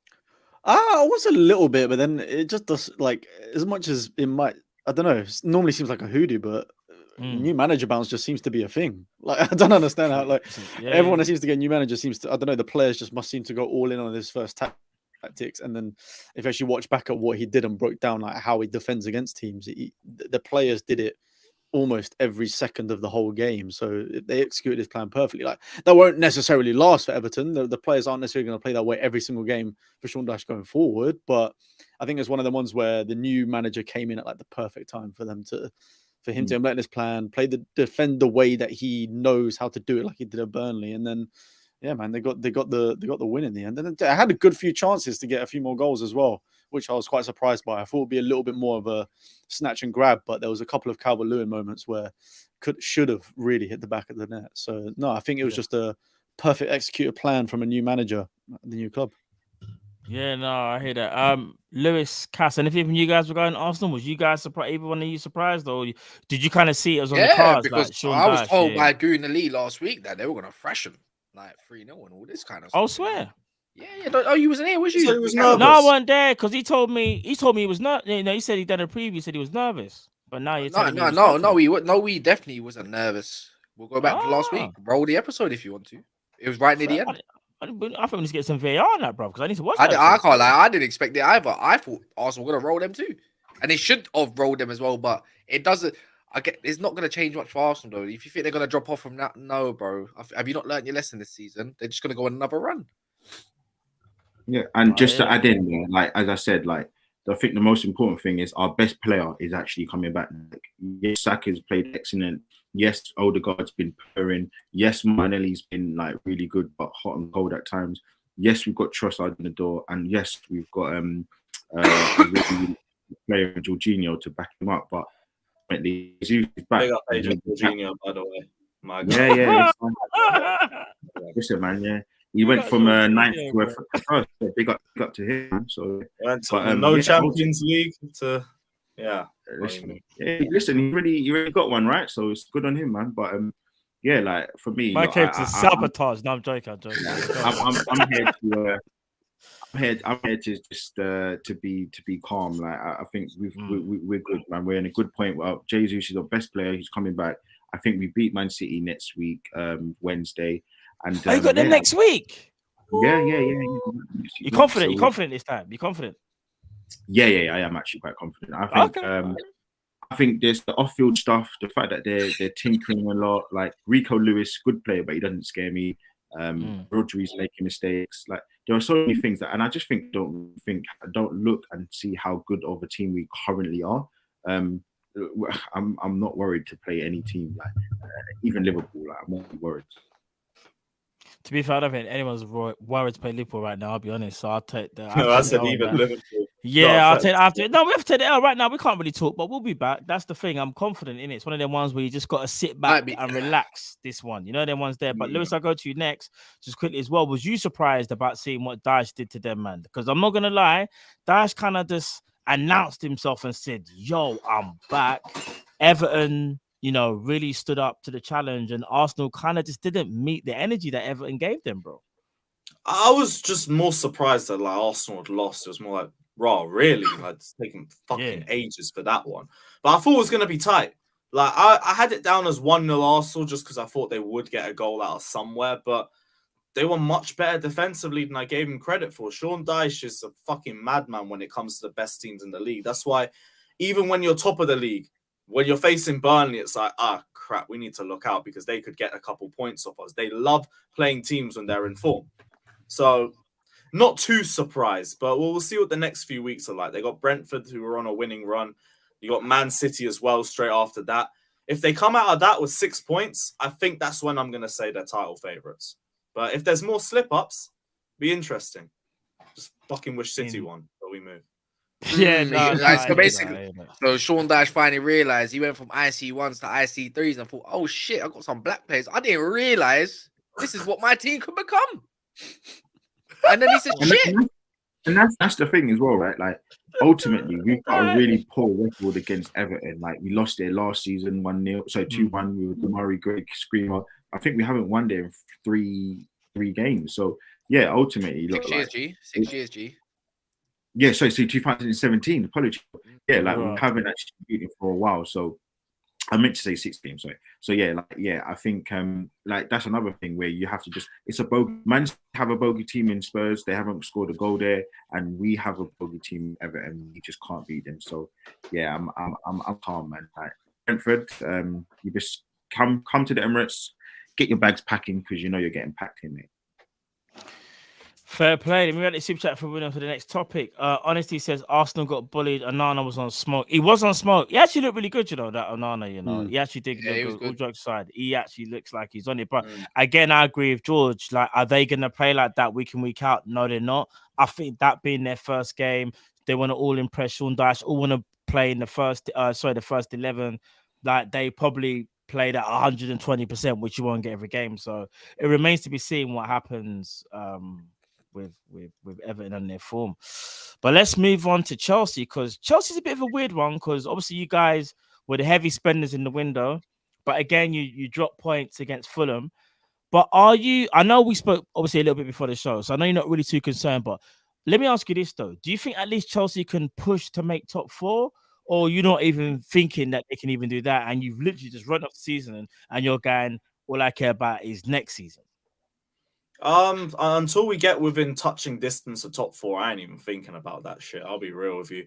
Get me to 40 points. We're now down to the magic 10, and yeah, I'm signed out. I'm signed out. Get me to 40 points. No, Lewis, you know me. I've been counting the points every week, and you see how we've gone very slowly from like 12 to 10. Like, we're still not good enough. Part of it is Potter's fault, because he plays the same bums week in and week out. We're constantly holding us back. The Bermuda Triangle of Chelsea, called Conor Gallagher, Kai Havertz, and Mason Mount, that's what's holding us back. Defensively, we look better. 3 clean sheets in 3. Like, at the very least, we're doing our job at the back. But yeah, like in midfield, it was a bit of a mess. This is why I was quietly saying, why are we selling our only fit DM to Arsenal, so then we can go play an Enzo, Mount, and Gallagher midfield 3? Like, well, why are we I get it's because of money. Better hit then than lose it for free. But okay, what? You want to rock up to Premier League games with that midfield? Fulham dominated us, battered us throughout the game. Like, we had a couple of phases, but it was mainly Fulham just powering through our fullbacks. Reece James, another mistake from Potter, shouldn't have started. He hasn't played for like 5 weeks. Kane only had 1 game and was out for 60 minutes. So realistically, he hasn't played in about 5 months. And we're throwing him straight into a game against a team higher up in the league than us. Chalobah's not done anything wrong the last 2 games. Done his job defensively. We've kept 2 clean sheets. Don't know why he got benched. Because of that, we were getting dominated on the wings, because Cucurella was also having another disaster class. But that's just it with us. The new signings aren't the problem. Enzo's been class. Mudryk didn't really have the best of games, but Mason Mount decided he wanted to be the left winger for this game, so he had to play a lot deeper as a result of that. That and the fact that we barely gave him the ball, it's not really a good motive for him to succeed. And it's his first start since November. He needs a bit more time to bed in. Madueke looked fine. Badiashile looked fine. Who else? Who's the other one? Enzo looked fine. It's just the same shit players holding us back week in and week out. No, fair play. Like, I'll go to you. I'll go to you, Lee, because I see you're shaking your head. Are you sitting there thinking Chelsea spending all that money joining against Fulham, that's a stinker? Or are you more shaking your head of Lewis is saying he don't care until next season? Like, what are you shaking your head about? Yeah. How Lewis gets to come on this show every week and say they're getting to 40 points, and that's all he cares about, after they've spent 500 million pounds, 700 million euros. No, sorry, 600 million pounds. 623 million pounds. Yeah. Of the King's finest silver. I don't understand how this is actually allowed to go on anymore. This guy needs to be hung, drawn, and quartered for the nonsense that he's saying. This guy needs to have his be sent to Scotland. He needs his arms to be sent to somewhere in Ireland. He needs to be sent to Wales. And that's a William Wallace, fam. He's somewhere else. But for me, this guy is actually ludicrous. How does he get away with saying this after he spent, like, it's madness. You have spent 6. Because I've never claimed we could do more. All season I've kept the same energy. We ain't making top 4. My thing, it doesn't matter. Like, now you spent all this money, right? So if 500 million pounds, or whatever it is that you spent, right? You have to now put your targets change, situations change, and at this moment in time, you spending all of this money is absolutely mad. And the fact that you spent this money. Yeah, next season we need to succeed. I don't want to sound like a hater. I'm not a hater. Fine, you've got all these players, but it's almost like, oh, now you spent this money, you don't have any targets to try to go forward in the Champions League. You've got players. You've got all these kind of options. You've got 35-man squad. How are you getting away with no targets? You should be thinking, I want to. The same way you guys got away with spending money under Arteta and having no targets. But no, this is nonsense. The matter. You don't remember 2019, 2020? You lot were spending. But Lewis, you spent 620. You spent 623 million in 6 months. Inflation is inflation. Less money back. 1 year inflation. I prefer not to spend. In that season 2020. In that season 2020, we had spent 100. At that moment, we had spent 150 million pounds, and that was the season when we got Ben White, etc., right? We had the target of top 4. That's different. We had a target of top 4 that was going for. When we were in the top 4, people were like, "Oh well, we bottled it," and then it was like trying to say, "Yeah, we wasn't aiming for top 4." So it was changing. But with Spurs, we say with Chelsea, there's nothing. It's a flat line of nothing. Completely agree. It's madness. What do you know? Do you know? I will say to Lewis, I guess to his defense, but he's just saying all of this spending money. Obviously, it means you got to do something. But what he's saying is he's being realistic in it. He's saying that's not going to happen this season. He's basically saying like, I know. Well, maybe he's saying next season is going to be the time, and that's when I think, in my opinion, it's probably a bit fairer to judge them. However, I'm also not going to sit here and just say Chelsea can just sit in 10th because that would just be a howler. Bit like us, innit? Like, even though we can make top 7. I think we're top 7, bro. You got to make at least top 6. Maybe we get 6. Maybe we get 6. Thank you. I don't know. Yeah, but like no one's talking to us about top 7 or top 6. So they're talking about top 4. That takes a massive collapse from Man United or Newcastle for that to happen, and I just don't see it. At least that should be the aim. You might not get it, but that should be the aim. Have a winning run of games. We haven't had back-to-back wins. It's funny that your fans are now singing when you want your Chelsea back, and that now, hey, welcome to reality. Hey, our Chelsea will return just this season. This is Fulham Broadway FC. How many points are you off 40 points, Lewis? 10. So you're 10. He said that with that's 4 games, yeah? That's calm. Lewis is calm. Really? So what Lewis you is saying, can't get onto him, bro. You can't get onto him, fam. You know what it is? You can't do it. We've tried. It doesn't work. The guys accept a reality. We can't get nothing out. But my thing is, you guys can't rattle me on this. As soon as I got my 40 points, I'm not listening. I don't care. I don't care. What Lewis is saying is essentially he only needs to win 3 games. He's only concentrating on the next 3 games and 1 draw, and the next game after that to be a draw. No, 3 games. We're not getting 3 wins in 3. Are you mad? Come on, bro. Small progress. If I get a point out of West Ham, I'll be happy. We hate going to that ground. You know what it is? No. Boy, you got 3 points at our ground. Let him have. You know what it is? I'll say to Lewis, yeah. He can let him have his pass. You see right now, you see no, not pass, but you see like next season though, bro. Just know if you're doing all this madness and talking about 10th and 7th and 6th next season, I'm not gonna lie, fam. You'll be in trouble.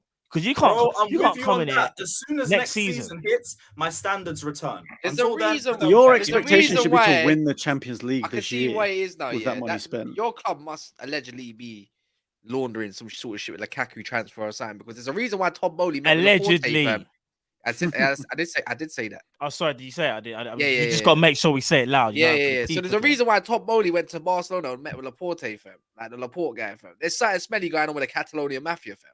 Like, I'm telling you now, if you don't win shit and they don't catch up to you, allegedly, wherever it is, the whole Barcelona, it's like pulling levers, bro. That's what I think they're doing right now. Todd Bowley's pulling levers.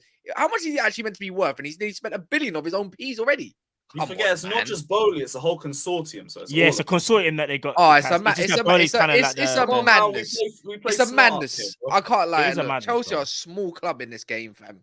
Don't give a damn, fam. When it comes to this team, we're the big fish, bro. We're always feeder club by the looks of things. There's a reason why. Next season, I'm completely with you. I want top 4 as a bare minimum. We should be competing for the title. No, you want to bare minimum? Let me finish, my guys. Let me finish. I said as a bare minimum. The bare minimum. So we get top 4. That's not even celebrated. It's meant to happen. I'm talking about. You mean minimum? You mean need to top go for 2 the minimum? quadruple minimum. 2 minimum. You mean? 600 No, mil. but you know what I mean by the bare minimum. As Forget in, when like, you forget when you sign Neymar in the summer as that well. should already be happening. Bro, you see me, So bare minimum for me will be like I want to see a cup run on title top contenders. You want to bring that. David Beckham out of retirement and All say of you need to that. be winning everything next year. That money. Yeah, we won't be winning everything. I want to see us. I want to see us go deep in the Champions League. I want to see us go deep in the Premier League, and I want to see a cup run. So would you be expecting a trophy next season as well? Would you be expecting a trophy next season? A trophy at least. A trophy. Yes, 100%. A major trophy.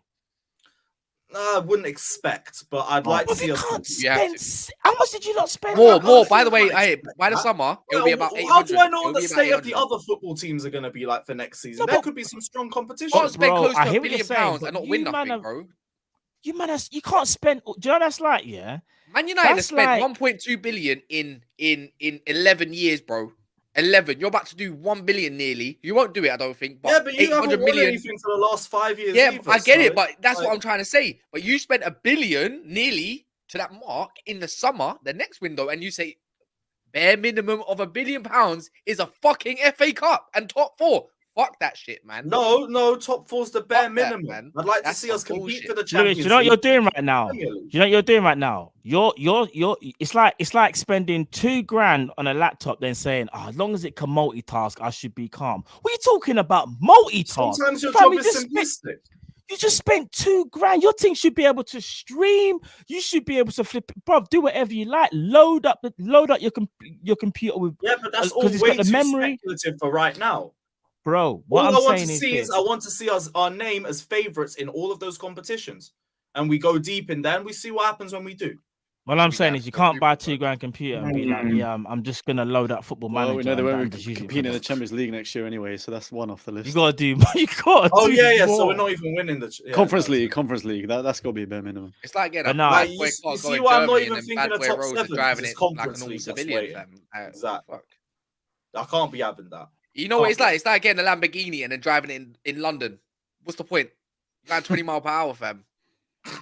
Nah, sure, I hear can't that. go over the bumps. Someone in the comments as well. Don't be disrespectful to the panelists because you're just gonna get blocked in it. So I don't want to see no nonsense. See that. I'm not fast. If I see any more foolishness, you're getting banned. You got one chance and that's it. No, it's people just being silly. But we'll move on from that. I ain't got time to give them. We're all good. Well, I ain't gonna give them no energy. But I'm just gonna say this one time. Don't be rude to the panelists. They take their time out of their evening to bring you guys content. So please don't do that. Do you know what I mean? Let's keep it football. Let's keep it banter. But let's just not be stupid, innit? But anyway. Last but not least, let's talk about Man United because obviously Ten Hag was picking up results, but then you kind of what happened yesterday with Leeds? You went, I think Leeds went 2-0 up. Look, I'm a good luck. I think I'm a good luck charm when it comes to going to Man United. I've been to pretty much every single home game. Yeah, I was in the queue, bro. I just about got into the stadium. A minute's gone by. As I'm sitting down in my seat, I hear cheering. Someone scored. I don't even know what side my team is kicking towards the Stretford end or the East end. I sit down. I'm thinking like, yeah, shit, we scored already, fam. Nope.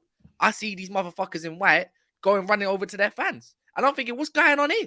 Like, I don't know. That first half felt like Brighton all over again. But there are elements to it, innit? There are elements to it. You know, you started Garnacho when I don't think you should have. You're playing 2 inside. You're playing your best man. Like, you know, I give Ten Hag praise, but I can give him criticism, innit? You're playing your best player out on the right when he's been playing left. Yeah. Wan-Bissaka, obviously, Delo, it's a bit like Reece James, threw him in the deep end, but Wan-Bissaka got ill. But we should not be... We left the midfield open. It was more open than a certain person's legs. You know what I mean? You know what I mean? It was shit. It was shambolically shit.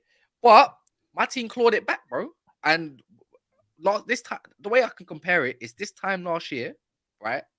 I wouldn't have thought that. I could have been sat in a stadium thinking like, bro, 1-0 down now, fuck this shit, man. Or watching the TV 1-0 down, like, here we go again. So the way I like to compare it is like, I'm just grateful for that. But we came back. We should have won it in the end. They had 2 shots on target the whole damn game. 2 shots on target. And one of them was a deflection, by the way. It wasn't actually one of their targets. And bro, Leeds pressed well. But they weren't that good. We were just that bad, and we left it too late, you know. So we don't want to get back in it. You know, sometimes you need a setback for a comeback. And you know what? I never believe. See, when it comes to back-to-back games, right? When it comes to back-to-back games, I don't think you're ever going to win both. It's like Saturday or Sunday ball. You don't beat the same team twice. You draw, win, or you draw and lose, or you might. And that's the way I look at it. We got the draw, now we got to go to Ellen Road and do it the hard way.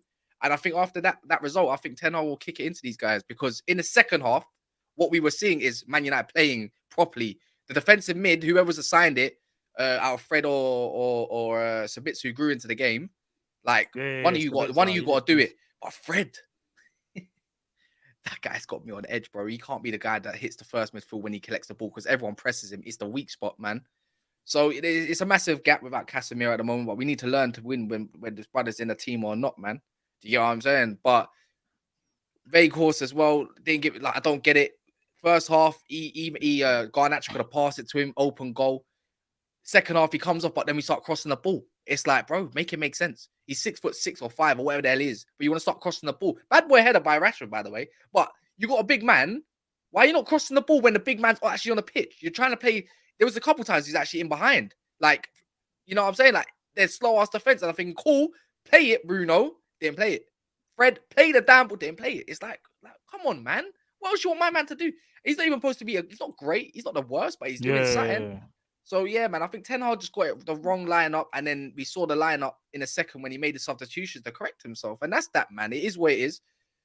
Go again Sunday, and I don't really have much more to say about that game, man. I'm just more glad that Sancho decided to come on the pitch and play how Sancho should play, bro. You know what I mean? With a smile on his face and doing actually bits for what his price tag is worth. No, I hear that, and do you know what? Just from a not even footballing perspective, just on a normal human perspective, I'm actually glad he's calm, because there was a lot of stuff going on with Jaden, and I think, you see, here's the thing: bantering for football, that's calm, but people take it too far left. The same thing happened to Saka when it was with the Euros, and that people just take things way too far and forget about what their morals are and what football is all about. In it, keep it football. Do you know what I mean? But in terms of Sancho, I'm kind of glad that he's back in the fold, and he can focus on his football. And I'm kind of happy for him, just as a human, not as obviously as a rival fan, but as a person who obviously going through trials and tribulations, and he's able to step onto the pitch and do his thing, what he's supposed to do. Lewis, I'll go to you first, actually. Regarding like Man United, obviously their ambitions are to be in the top four. Obviously, they're in third place. They're 43 points. They're only 7 points behind Arsenal, and they're only 2 points behind Man City, but Man City do have a game in hand. I know it was a missed opportunity for Man United, but do you actually think with Man City's form, Man United actually might finish second in the league, or do you still feel like they might finish third or fourth? All depends, but like, I've seen the conversation of like, are Man United in the title race and are they not? And I think you can make questions as to whether they'll last, but as of right now, I think they are in it. So you could make that sort of suggestion. Now, do you think do you think United will last for that long? Maybe, maybe not. Like, that is a completely different tale in itself. But yeah, they could finish above Man City the way things are going, but that's because right now, like, they're in a position where if they go on a run of games, they could be top of the league too. Arsenal have tough fixtures coming up. City have tough fixtures coming up. If United do their thing, they are in the conversation. As much as a lot of United fans do want to play it down, because as soon as you say you're in a title race, there's much bigger expectations. They're in it right now. So, yeah. Arsenal's to lose, bruv. I think it is as well. Bigger Alex George. Yeah, no, we take the apology. That's cool, bro. You know what I'm saying? Respect for that. In terms of Man United, George, what about yourself? Because obviously, you obviously beating Man City, and I'm looking at the league now. You're on 39 points. They're on 43. Obviously, I know you're happy that they dropped points. Yeah. What about yourself? Do you think? Because I'll be honest, even as a Liverpool fan, I think Man United, there's a part of me feels like they might get second, you know. Even though Ten Hag, I know Lee gave Ten Hag a lot of criticism, if I'm not mistaken, earlier on. Yeah. But I think even Lee will probably say now, at least you got to give. Lee's always been a person you'll give him his flowers when he deserves it. Also, I'll go to you in a minute, Lee. But what about you, George? Do you think Ten Hag, even though he drew the game, deserves his flowers? Because look where Man United are when you consider what they could have been. Yeah, no, 100%. I think we're already just over halfway through the season as well. Like, there's a lot of games to go, and I mean, Rashford's on fire. The team seems to be playing with a lot more cohesion compared to previous years as well. And I think the additions of the likes of Casemiro have been huge. I think he's been one of the signings of the summer, signings of the season, to be honest with you. So, I think there's without a shadow of a doubt they could easily finish second, if not potentially push for the title. Obviously, there's a big if to that, depending on how, like Lewis said, how long they can keep the winnings going, if Arsenal drop points, etc., etc. But I think it's a perfect time for them to take advantage of City's sort of. It's not really a downfall because they're still winning some games, but there's clearly something not right at City at the moment.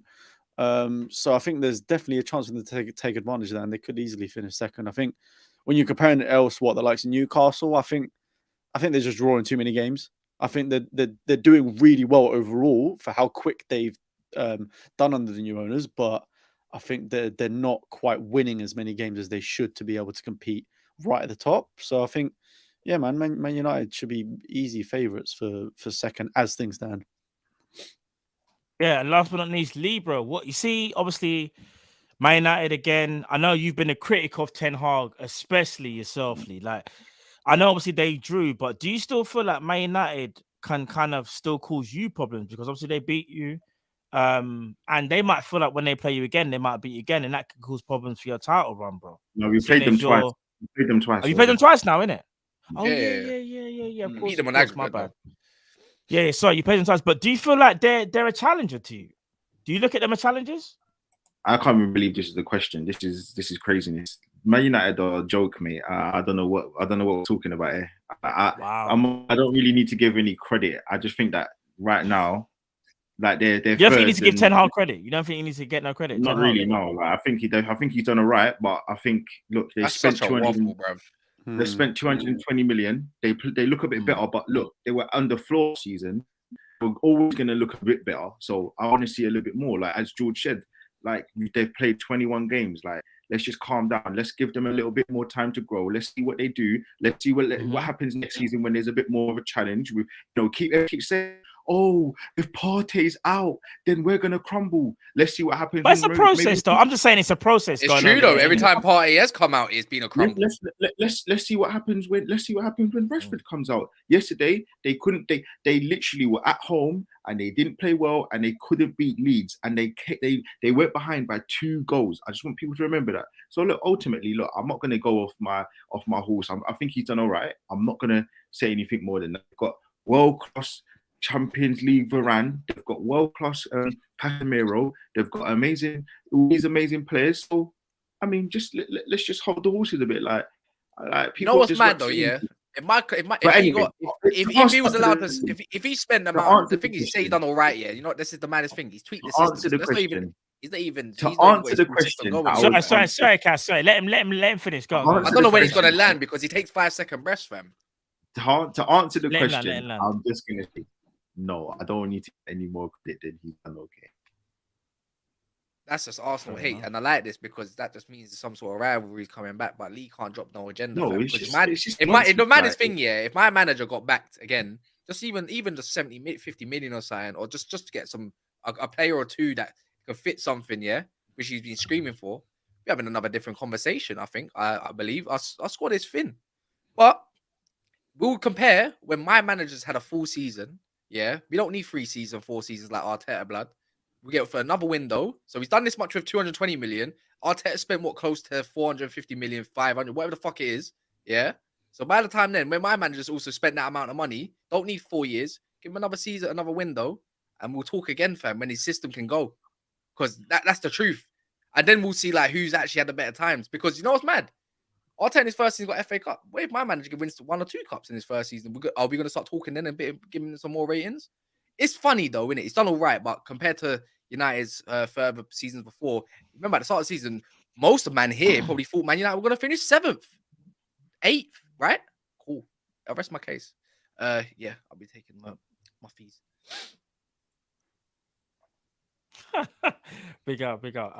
Listen, let me read out a couple of supers before we head off, people. Honesty says, nah, Dice told them, man, drop a stinker. I will choke slam you for a table. I ain't messing about. I was known as Kane back in the day. Yeah, I'm not gonna lie. Dash don't mess about. It's one of the managers you just don't mess with. Honestly says a topic name. 3 things you guys dislike about modern day football. For me, it's player power, overhyping a one season wonder, or calling someone a flop after 1 season and diving. Oh, that's pretty good. Player stance. Lee. Player stance. Yeah. Player stats is Player definitely one stance. of them. No, not Overhyping stats. with the player stats. Stands. Oh, I do agree with stands. I'm gonna say stats. Yeah. I think I the do think stats thing is a stats as mad. well. Because I feel like some Actually, people I do the would whole, think- oh, look at the stats, yeah, but it's like, no, but bro, it's not too, just to be fair. statistically. Ever since Yeah. ever since everyone's arguments started combining goals and assists, that's when everything's been going downhill. Hey, bro, you know Because them it's ones that- there, man. Start Yeah, doing, but he's got "Hey, have you 17 seen his GA. Have you seen his 74 games. GA? Bro, I don't care. Innit? How's that working out for Have you Cody seen Gakpo? George You know what I Achilles? mean? Come on now. What? I said Gakpo? Gakpo. You see, look how that's Don't you mean working for don't you Gakpo. mean Anthony? That automatic Beyblade? Hey, bro. Anthony's Bro, never been a what? GA. Hey, Bro, what? Anthony's never been a GA merchant, yeah? What's Gakpo Anthony has. doing? Gakpo, What he's is Anthony scored- actually doing? No, Anthony's on a actually- big man, Hey, big bro, man but I thing. can't lie. Anthony's actually scoring Anthony in big games. spins Anthony's around on a actually scored in pitch 3 and does different big nothing. games. Come on, He's actually scored. At least he scored in some big allow games, yeah. Allow it. But your Let's guy not do hasn't that. even made. Gakpo hasn't even Quick made his question on the debut panel, yet. guys. He hasn't Who even made cost his debut who yet. cost who? How much? Sorry, how much did Anthony cost? I'm gonna ask another There's question. I'm gonna ask 20 another mil. You question. sure you didn't one lose sec. a lever for that one? Allow it. You Let's guys not do did that. 7, 8 Let's not do appearances, that. 0 goals. Yo, Let's anyways, not do and that, bro. he's Let's a not do great that. goal scorer, you know, and everything. If Let's not you do man that. could have Gakpo, like, be Let's honest, not do that. regardless, if you could have Anthony. Anthony or Gakpo in your team, who would you lot choose? To be fair, I'm picking Gakpo because Gakpo's actually got potential. This is Anthony. That's all you're what do gonna you mean? get. They're actually the same age. You do. I think Anthony I is- think Gakpo's older. All right, let me say this. Anthony is playing in a team that's winning games. Gakpo's playing in a team that's not even doing nothing. So imagine this: Bro. you're in a team with confidence and you still can't do nothing, and all Bro, you do bro, is spin yo, around on a pitch yo, like a Beyblade. Allow it, bro. It's time to rap. Can Gakpo even beat Time a to man, rap. fam? Has he even licked off a It's time shot to on rap. target yet? Anyways, the whole Bro, point in what I'm trying to go It's in. time. It's not that Gakpo came time. into a team, yeah, where you're supposed to have your Van Dijks, your Mo Salads, yeah, your the greatest players ever, Mo Salah, put some greatest respect on his name. greatest manager Put some respect ever, on his all name. this kind of shit. Klopp, my Put guy respect. came in the midst of a summer through a broken Man United team, and yet he's come and done his thing though in ways. You know, he might not be Bro, getting a GA right now. And he I'm might a be doing football spin. man. I'm a football man You're first. talking And about Man that, yeah, United are in a better reign of form. Man I'll United have ask another confidence question. with a new manager, Who's a and better? Liverpool Who's a are yo? playing. Be honest, Lewis, Lee. Who What? is actually a better football player? Yeah, let's football. Who's a better football player in general, Anthony or Gakpo, fam? Because if I know Gakpo's got 0 technical ability. That's bro. like asking a man, does he prefer No, who's the better football- okay. Beyblades or No. stickers? I don't No, know, Because bro. it's I don't better than know. both, that's what I There's care. Every not a man's lot got their to- preference. It's I'll be calm. real. You know what's I nice? don't Nah, understand. I Give don't him, man, this understand. boy came out and he made the What most it sense. is, you went for Gakpo. You thought you was gonna fire something, and I then didn't- realized I'm you so forgot. glad we didn't get You him, realized fam. you forgot what you came with. There was just a reboard. There was nothing there, fam. I But it's guess cool, what? though. Alhamdulillah It's as cool. well, fam. You got Nunes away from Cool. us, and you got Gakpo away It's from cool. us. I'm so glad. I was being a big Bro. advocate. I've been a big That's advocate. that's Gakpo's absolutely fine. On That's another absolutely note, fine. fam. Now you got Listen, it's two- absolutely fine because I'm so glad that we have Nunes and you have Weghorst. We move, but thank I you don't very mind. much. I don't mind. appreciate it. That's absolutely fine, bro. Angry Carroll Alright, can stay up cool. front, and he's going to be on the bench soon Yes. as well. So that's Yeah, the maddest yeah. thing. Jota's Okay. going to come back Okay. as the take man position, Okay, blood. that's even Imagine better that, for fam. us then. We got options, but that's great. Cass. That's If great. you got options, That's I so expect great. you to. That's very good. Just because of that comment, That's I very hope you good. get some points. You can't even beat Okay. fucking Everton on Monday Okay, confidently. that's absolutely fine. You would know about that because you've been doing that for Great like the last manager, 3-4 though. seasons. Best Man- midfield in the world. Your manager's Best doing well for the defenders- first best time, and man, defenders you in want to the hype. world. Best winger in the world, Okay. 350k in the world. Okay. You know, best Okay. goalkeeper in the world, best Okay. manager in the world. Okay. Where are you? You're Okay. sitting. You're stone cold Steve. Yeah, Kemp. we're having a bad know what I season. mean? It happens. When you've been at the top for, was I- it 3 to 4 years winning trophies while your manager's doing what? I'm not the knocked one out that's. by- getting knocked out by Lucas in the Moore fan- and Aye, Spurs. who's We my fan- move. aye, But not anyway, the maddest thing. people, At least my fan love as base always. isn't desperate People, to claim trophies from a listen, from I a team that appreciate allegedly it. cheated. People, I'm just saying I it. appreciate it. I appreciate everyone jumping on the channel today. Listen, Cass, we tried it, didn't work. Didn't work, fam. Didn't work. Man's talking about Beyblades and that. We ain't got time for that. But anyway, Like people, Gakpo, fam. love as always. Love as Gakpo always. should be on Love Island, fam. Not playing for Listen. Liverpool. You sure that's not Anthony with the two hey, bro, piercings? man's That's gonna your be on brother. Man's gonna be on Your Castle brother. Moore. MTV base. Castle Moore blood. Castle Moore blood. MTV Man cares base. more We about move. Gakpo cares Yeah, about more super about his chat, man. eyebrows You than got his footballing super. ability. Yeah. We've got super chat. I think.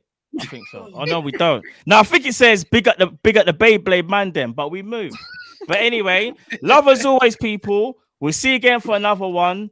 Listen, let's hope Liverpool get 3 points so we can just stop these man Let's here hope just Goldie talking, Gakpo gets his debut. You know them ones there. We ain't got time for that. We aim higher, but we move. Love as always. We are aiming for 9th. Peace. Peace.